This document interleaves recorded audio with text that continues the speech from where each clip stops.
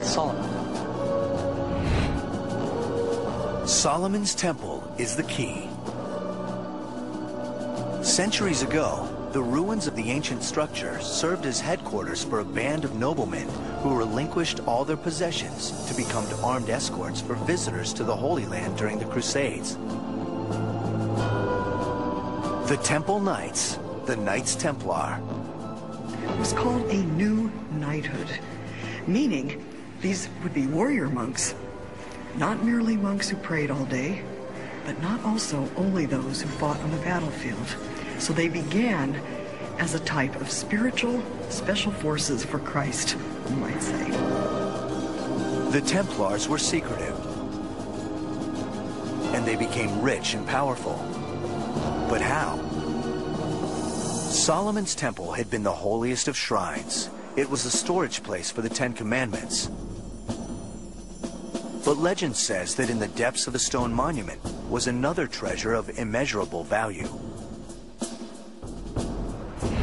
What is the treasure? Well, some authors claim it's the Holy Grail, some say it's the Ark of the Covenant, some say it's the embalmed head of Jesus Christ, some say it's the lost writings of Jesus Christ.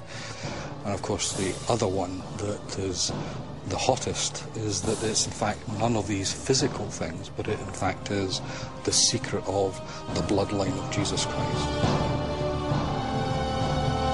But another theory says what the Templars discovered were two sculpted columns copied in Masonic temples today. The Pillars of Knowledge.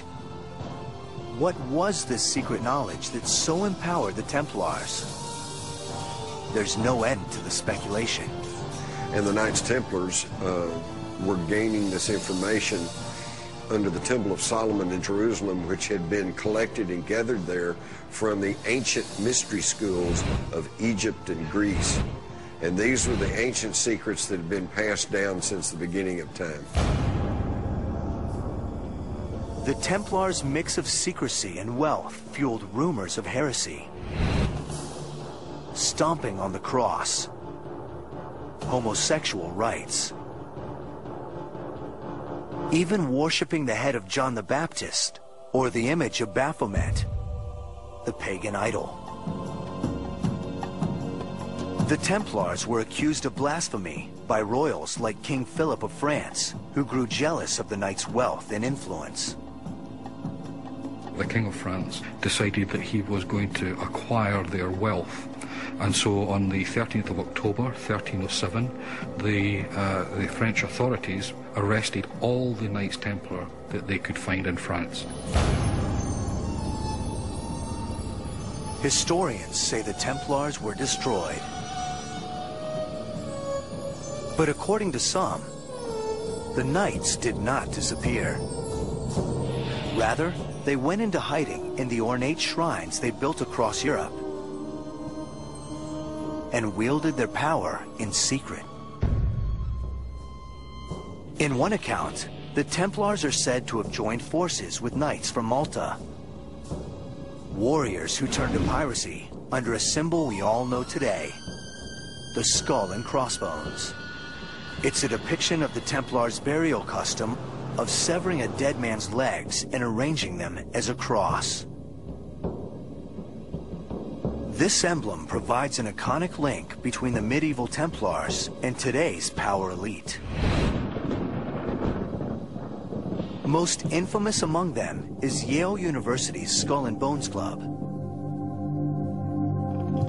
Since 1832, this ultra-private fraternity for the sons of America's most powerful families has included Presidents Taft, Roosevelt, the senior George Bush, George W. Bush, and Senator John Kerry. Like the Templars, the Skull and Bonesmen keep their rituals and their agenda secret, but they proudly fly the pirate banner, a symbolic connection with the Templars, and so it's claimed, with the mystical origins of Freemasonry. Freemasonry is the latest incarnation of what is known as the underground stream. This is a hidden stream of knowledge that has been passed down since the dawn of human history. Conspiracy theorists say there's an unbroken chain stemming from the builders of the pyramids to Hiram Abiff to the Templar Knights to the Masons of the 18th century and today. If it's true, this knowledge must be more than trade secrets of stonemasons. It was found, after all, in Solomon's temple, God's own house. Does this mean the Freemasons are a religion unto themselves? Their religious trappings have inspired opponents, from those who accuse them of heresy to those who claim they are in league with Satan himself.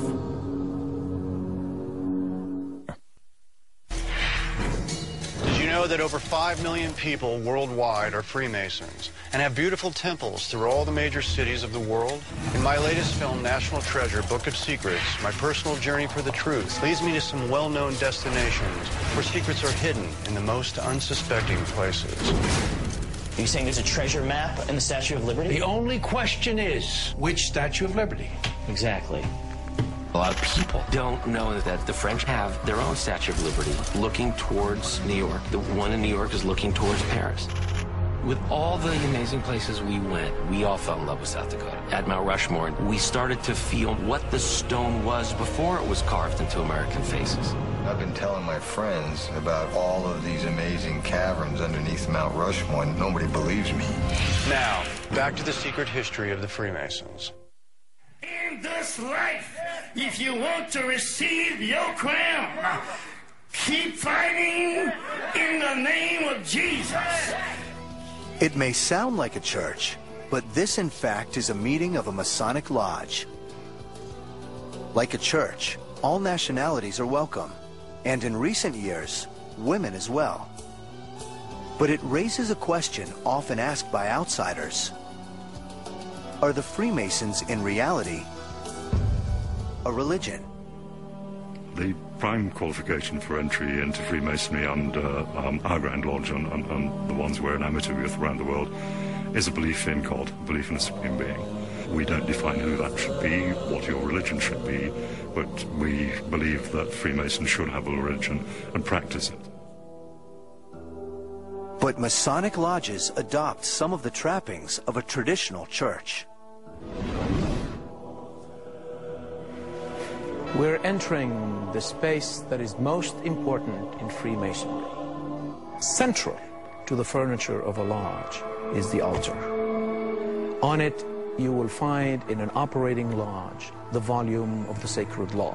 What does that mean? It is basically a reference to whatever holy books that the members of the lodge believe in. I am Akram Elias, a Freemason, the Senior Grand Warden of the Grand Lodge of Free and Accepted Masons of Washington, D.C. All religions are welcome, yet the teachings of Masonry itself have a religious ring. One that we hear quite often is that we attempt to make good men better. We can't make bad men good. The other one, the one that I prefer, is a peculiar system of morality. And peculiar, of course, here means unusual or special. So a peculiar system of morality, veiled in allegory and illustrated by symbols, of which we have lots and lots and lots. So you have a situation where a symbol, let's take, for example, the letter G. Some people believe that that stands for God within Freemasonry. Some believe it stands for goodness, the goodness of the human spirit. Others believe it stands for geometry. And so in that way, it can mean many things to many people within the organization. I've got on my lapel pin a square and compasses, and the center of it is the letter G. And it reminds me to square my actions by the square of virtue, to circumscribe my passions and desires, and to remember that God is in the center of my life. A moral system based on a belief in God. It certainly sounds like a church, yet the Masons insist they are not. Freemasonry is not a religion, although it incorporates into its rituals many symbols and ideas and motifs that appear to have